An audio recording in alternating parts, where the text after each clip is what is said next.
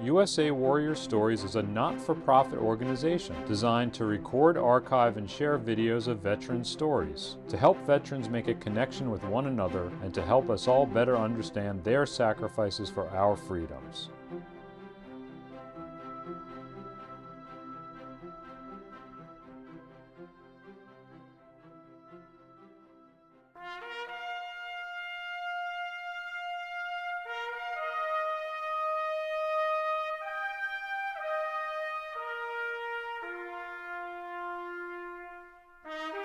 My name is Mike Thornton. I'm a retired Navy SEAL, a Medal of Honor recipient, and I'm a member of the Legends and I'm a part of the board with the museum. I was a young kid. I got in a lot of trouble. I had dyslexia really bad. Later on, we found out in my life. And my father and Judge Thomas was the judge for delinquent children, I guess. You went in front of Judge Thomas, or you went to the reform school, or this, that, the other. So he said, Mike, what did I tell you next time you ever come in here? I said, well, you said I was going to go to the reform school for 6 months. He said, but I'm going to give you a chance to make your first major decision in life. And I said, oh, yes, sir. So I turned around, I put my feet together and made a salute, said, I've always wanted to be a Navy frogman, sir. And then after that, I went to Columbia, South Carolina. The next thing I know, they put me on what they call a 120-day program back there. And I waited, and I turned 18, and then I took off to San Diego, California. After that, I went through training with a bunch of great kids and gentlemen and guys. Several of them are here today over here in Normandy. And it's a camaraderie of guys you'll never forget for the rest of your life. We started off with 129 in my class. We graduated with 16, and 4 were rolled back, but they made it through the next class behind us. Back then it was only 13 weeks long. Now it's 26 weeks long. I graduated, and they said, they called you up for your little graduation certificate. Said, Mike, you're going to SEAL Team 1. I said, I want to be a frogman. I'm talking to my instructors. And I said, I don't even know what SEAL Team is. And they said, well, you're going to SEAL Team 1. So back then, SEALs were qualified to do UDT's job, but UDT wasn't qualified to do SEAL's job. I came in about mid-66. We only had 2 platoons at a time, basically, in Vietnam during that period of time. Then it got to be more platoons. So I went over with Charlie platoon with Tom Boyham was my officer in charge, great guy. We had Barry Enoch was my, as I would call my sea daddy. And I give Barry all the respect, and he was a great leader and just a mentor. I mean, he really, we all looked up to Barry, and we sure miss him today. I went to Vietnam, was part of what they call Special Operations Group. We were working with guys they're going to the Phoenix program, and or special, or you're going to be a advisor. And then I got chosen to go to Thailand. We were in Thailand for a year, and we trained the Thai UDT into SEAL Team Tactics. Then we took them across the borders, and to help train them against the infiltration of the Viet Cong and trying to come in, because like they came out of Cambodia and they were bombing like several of the air bases and stuff. They were giving support to Vietnam for the bomb runs. Of course, we weren't allowed to talk about that stage because we were working for MACSOG. Basically, we were working for the agency at that period of time. I came back in 71 off that one. The other ones that came back in 60, I went over to 69, 70. And after doing the training as a special operations group up in the Cuyamaca Mountains, we worked with the LDNNs, the Louis and Dai, which are, and then we went on operations with them too. And basically, most of my time I was working with indigenous personnel. They want us to do an operation north of to the Cửa Việt and see what kind of armor they had and this, that, and the other. And I said, well, hell, I can tell you that without even going up there because we already been up there before. Later in October, mid-October, Tommy and I went down south for a meeting with Captain Shively, and they had they had the mines to be in there, and this is coming from the Army. Well, Admiral Wilson and some other people. They wanted us to run a operation into the Cửa Việt, and like I say, gather all the intel and see what type of armament they had and all this stuff. Well, I already knew they had Russian 188s in there, and we knew they had tanks in there because they could get that from the Air Force. But they said, no, we want to go in there and run an operation, a Vietnamese operation, but you have to have American advisors with you because they were never gone without us. And two of the guys that I took, Quan and Dang, had worked with me on two previous tours and with LDNNs down south. Both great operators, guys you could really count. And when the bullets were flying, they were still there right next to you. The officer, I didn't have the slightest idea who he was. Tommy's in charge, and Tommy said, I'll do it on this operation. And I was sitting there, and he said, if I can pick who I wanted to go with me, because Captain Shively picked Tommy, because Tommy had just, in April the 10th of that year, said he's when he did the Bat-21 mission. So Tommy said, yes, sir, I'll do it, but I want to choose the guy who goes with me. He said, you want Mike Thornton. Like I said, I'd worked with Captain Shively before. And nobody knew about the operation except the big guys, Captain Shively, Tom Nelson, and then, of course, Admiral Wilson and the staff up there. And what they wanted to do, they wanted us to go and do a recon and see if they could do a amphibious landing like they did in Incheon, cut off the supply lines, and sign a treaty like we did with North Korea, and basically do that. So we went up on 39-foot cement junks is what we went up with. Well, the first officer we replaced, his name was Quan. Quan was a captain, great officer, been in many firefights with me, but he he ran into, and he was in a whaler going too fast and ran in there and broke his nose, and his eyeballs were closed. He couldn't see, so we had to pick up another officer, which was from Doug Hughes' group, which was down south. Well, he had been on 8 combat operations, but he never shot a weapon at anybody or any god, which I didn't know that until later on we found out. And I told everybody what to carry and what to bring because I knew what they could carry. Because Quan was maybe 5'4", or maybe 5'3", and Dang, he carried the radio, but he was like 5'6", and he was stronger. The Thai officer was like 5'9". So we went up south, swam in, and that's another reason, well, who could swim and who couldn't swim, and that's how much weight they did. Of course, I was carrying the most weight, almost over 300 rounds of 5.56. I had 8 grenades. I had 2 Willie Peeler grenades. The 8 grenades were HP grenades, and then I had 2 smoke grenades. And then, of course, your medical kit and all this other stuff. And I was carrying a Starlight scope. And then I had 2 50-round magazines that I made by putting a 20-round magazine, 30-round. I had those inside my shirt. And that was my E&E ammunition. But I never shot my weapon on automatic. I just shoot 2 times, switch, 2 times, switch. 2 reasons. One that just keeps the barrel where you get time for it to cool down. And if you didn't get the person with the first 2 rounds, you're just wasting your 3rd round.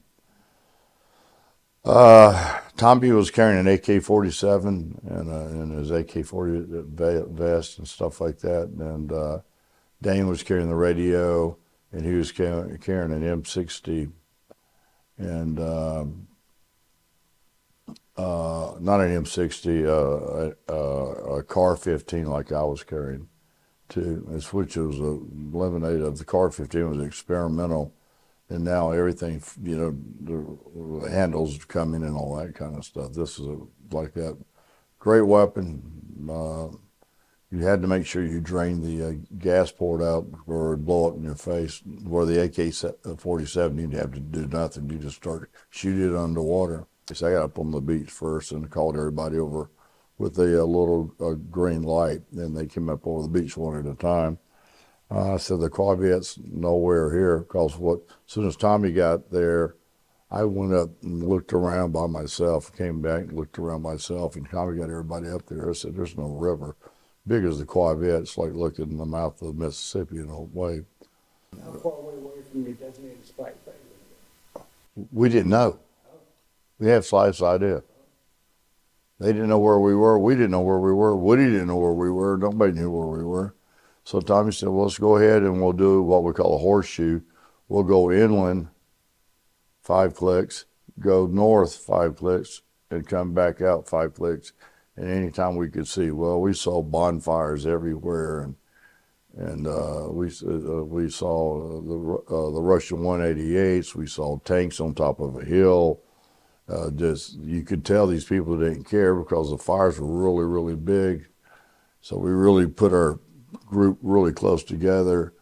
And Tommy had been running point the whole time. We kept the Vietnamese officers' eyeballs as big as the saucers, you know, and we kept patrolling, and we came to this thing, and I'm looking up on them with a starlight scope. I told Tommy to hold, and I said, we got a couple of tanks up there. He said, are you sure? I said, well, I'm positive. I mean, and I said, well, what I don't want to do is get in this creek bed, and the water was running out, so we could do 3 things. We down below so nobody can see our silhouettes up high. They still booby trap the area, but in the way of booby trapping the area, noise finders and stuff like that, or well, strings, because we could see them patrolling around the areas, and also we could move faster in the water, and because with the water and down below the banks, you could just catch on. Another reason it's good to be down there for security reasons. If somebody walks up there, you can see them and fall back into the mud banks. So I ran point for the last few hours, and we came on to a village, and Tommy said, well, crawl up there and see what's up there. And I crawled up there, and there was approximately 75 to 100 bad guys. I could see all their rifles picked up, and it was a quick reaction force along the water, and basically to notify the guys on the inland. And inside, it was a battalion in NVA, and later on, that's what we found out, because the next day, all hell broke loose. The sun was coming up and stuff, and I looked down with my binoculars, and I could see 2 guys walk around the water, one on the high water line up and around where the high water would come in. The other guy was down. Of course, the tide was going out big time because of an 18-foot tide. So, so when we were coming up there, our water was up like this to us. But when we got out, it was like this to me, because the other guys were kind of jumping behind me because they were so short. And I remember one time I grabbed Quan, because he was the shortest, and put it and just told him to hold on my back till we got short of land, because where he could touch the ground easily. And so we got there, and we knew our enemy was right there on the south side. And so we went to the north, and there was a big lagoon down one side of it. Then we had this bunker. It was 25 feet high, and it was actually a bunker. It had a tunnel down inside of it and stuff like that. No, we crawled up it. I told Tommy it'd be the best place for him to be with the radio, because it put us up higher. We were using the old PRC 77s. his line of sight. So basically that put him 25 feet above sea level. And he actually finally got communications with the USS Morgan. And they said, "Where are you?" And I said, "We don't know, sir." And they said, "Well, the vector was off because they took two ships and vectored us in." Well, the Newport News had to leave, which was a cruiser, because Quảng Trị was being attacked again. And they had to go down and hold off the NVA. And so we only had one ship, and it was a young third class. And he put us off of like 3 clicks. So they're 15 miles out, 3 clicks. It put us 15 clicks north of our exaction. So we were actually in North Vietnam. And when it got really bright and I could see a river ahead of us, and it was the Ben Ha River, which was in North Vietnam. So we set up our area of operations. I put Quan back aft. I had tied the big officer up next to me, and I was about 50 feet in front of them, so I could make sure they were always behind me, and I could see the enemy movement up front where the village was.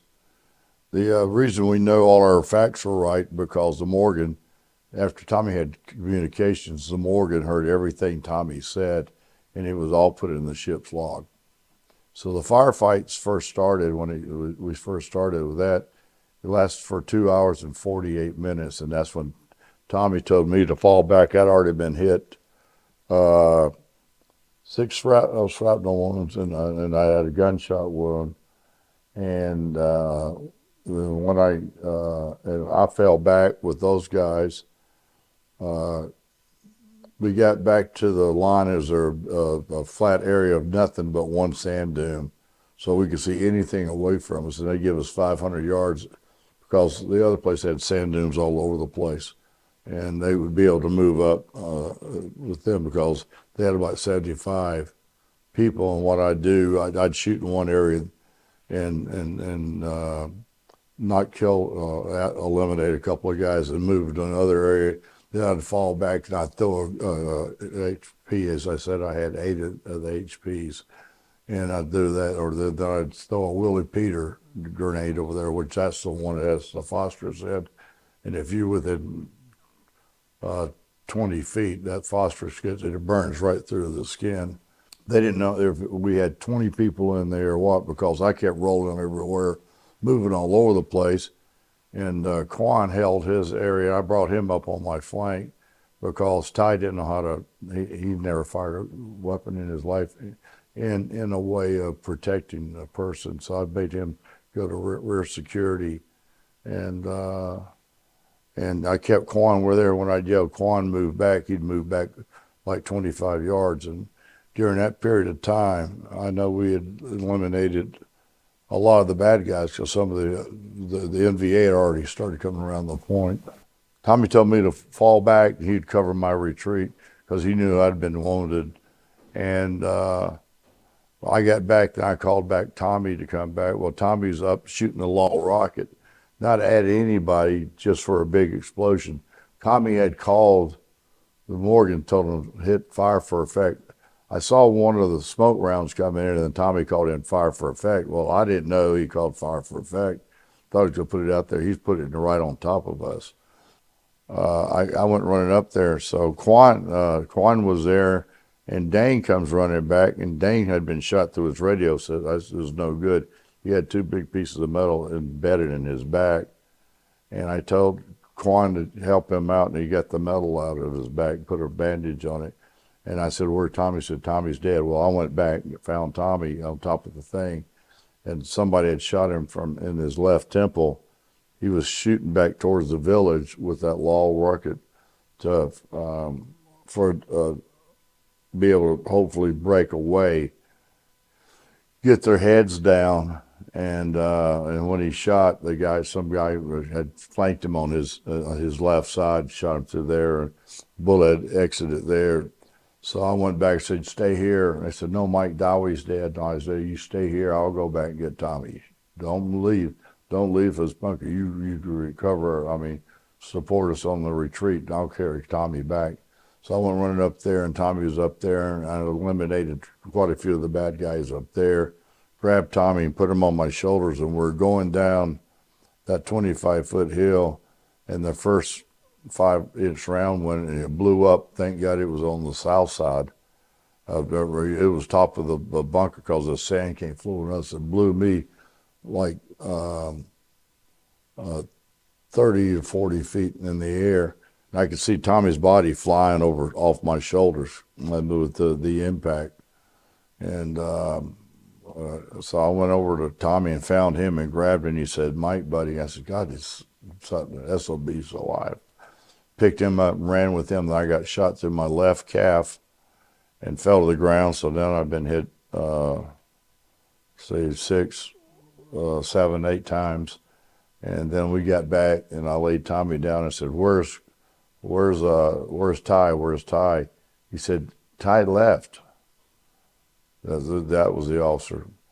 And later on, I found that it wasn't his fault anyway. I mean, and I actually sponsored him and Quan to come back to America with their families. We swam approximately for right around 3 hours. I had Dang in front of me. I couldn't see Ty anywhere, the officer. And I had Tommy on my back, and I had Quan's arms, my arms underneath Quan, and he was holding, Quan got shot through his right buttocks. I swam over and got him, swam with him until we got out of the range of fire. And then I put Quan, I get his life jacket on him. I put Tommy, my life jacket on Tommy out there and put the H harness on him like that. Then I took Quan and tied him to my belt, and put my belt in there, and I had a little line, and that way he just lay on his back and float, and swum with them for approximately 3 hours. Next thing I know, we look up and it's one of the junks. They told Woody to turn back. We're dead. Tommy was dead. I was missing in action, and that's the first what they call Navy Blue went out. That means top secret. So, but we got picked up. Got Tommy aboard the Newport News. They turned around, and because I knew they had a doctor on board, the other one only had a senior chief corpsman, not saying anything. He says, "I've done everything I could do to try to keep Tommy alive." He lost his. He'd been shot through the temple, lost his whole front lobal part of his brain. His eye socket was completely gone. His eye was gone. He wasn't really communicating. He would go in and out, in and out, in and out. That's how I knew he was still alive. And we had his, of course, after we got aboard that, we had his life support and stuff hooked up to him. We also had his vitals and all that stuff. So we flew a helicopter and we medevaced him back to Da Nang, where Ryan McCombie, I called Ryan, and Ryan flew down right away from Tuinan to Da Nang, and he was waiting for Tommy. And then we had no more major doctors. All the major doctors had gone to Clark's Air Force Base because they knew the end of the war was coming up. And that's when our POWs come out, and that's where they went to. Dr. Wally Nunn, and he was one of the top neurosurgeons in the world, and he joined the Air Force, and he made him a colonel because he had been so far developed in his position, and he saved Tommy's life. And with the grace of God, Tommy went through all that stuff. He was in the hospital in and out for 6.5 years, and when I got my medal, I tried to get Tommy to come to the ceremony, and they wouldn't let him go to the ceremony, so I went up and kidnapped him and got put on a report by the Surgeon General, which was a 3-star. Then I went to Mass. Admiral Zumwalt said, "Mike, 10 words and less." And I said, "Well, sir, I didn't leave in North Vietnam. I sure as hell wasn't going to leave him on that day." And that guy's full of shit. He said they could have postponed it one day, but I said I knew I was in trouble then, so I kept him another 5 days. End of speech. And right now we're both alive, and as you see, our camaraderie, our friendship. So what year did you get the medal, or what date did you get? I got it October the 15th. Tommy got his almost 3 years, over 3 years after I received my medal. For the VAT 21, we had it, we resubmitted it. The statue was erected by Mr. Perot, paid for it. He always said, you know, Mike, every time I think about somebody giving their life for them, and it was just going to be about me. And I said, that's not right. And I talked to Admiral Olson. I want to change the whole thing. We called that statue swim buddies, is that you never leave your swim buddy. You take care of your swim buddy. And there's always somebody more important than you in life. I didn't go to war for accolades or medals and stuff. I went to war because my country asked me to. I guess the greatest thing that ever always impressed me is that I want to go to war with Mike Thornton. He's going to bring me back. And that was the greatest medal of all times. The respect of your troops, the respect of your men, and how they cared about you. So we're recognized for this is our history. This is our legacy. This is what we have to understand. We started out this a long time ago, and these gentlemen, they gave their lives, you know, cleared the way to save a lot of other people's lives. And they knew some of them were going to die. And I've never been afraid of dying. And I'm not afraid of dying now. I stay focused on what's going to keep us alive. And if God takes me, he takes me. And somebody said, well, Mike's retired. Well, I'll never retire because I'll give my life for this country no matter what. So, end of story. Mike Thornton signing off.